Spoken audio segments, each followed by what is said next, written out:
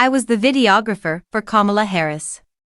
I'd want to show you what I've observed. Vice President Kamala Harris's official image was removed from the White House entryway today. The face of a lady has never hung there before.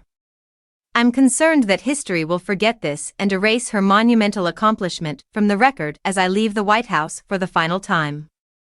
I'm concerned that Americans aren't having the opportunity to recognize and appreciate her achievements. Have spent the last several years traveling the globe with Vice President Kamala Harris as her official filmmaker and director of video, seeing her as she navigates the White House and the international scene. I used my trusty Sony FX3, provided by the White House, to watch and record almost everything she did each day. I shot her in 91 cities in 27 U.S. states and 11 other countries. I saw her with almost all male prime ministers, presidents, chancellors, and monarchs, as well as with antagonistic Republicans and their wives who refused to shake her hand.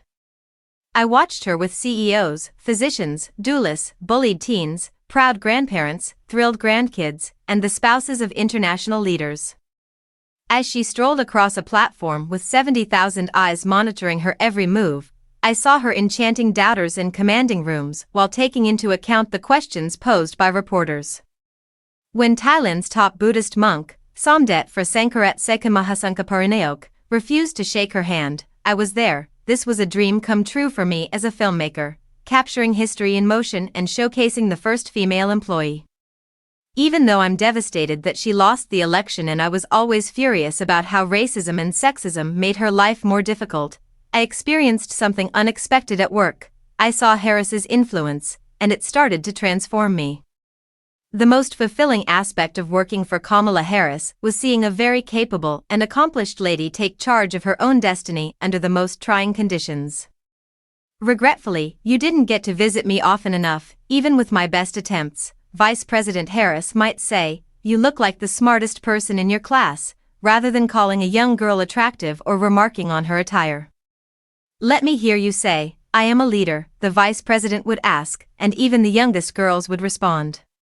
I recorded countless clips of Kamala Harris encouraging young people to have faith in their own abilities because they are capable of anything. And I became aware of how I was altering the way I spoke to my nieces, asking them about their innermost feelings rather than making remarks on their attire. I apologized, saying, "Ma'am, I'm so sorry, just one more time," when I asked the vice president to redo a line for a video.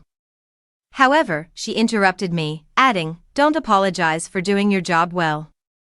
From that point on, I would think about what my employer had said and shown to me any time I felt the need to belittle myself.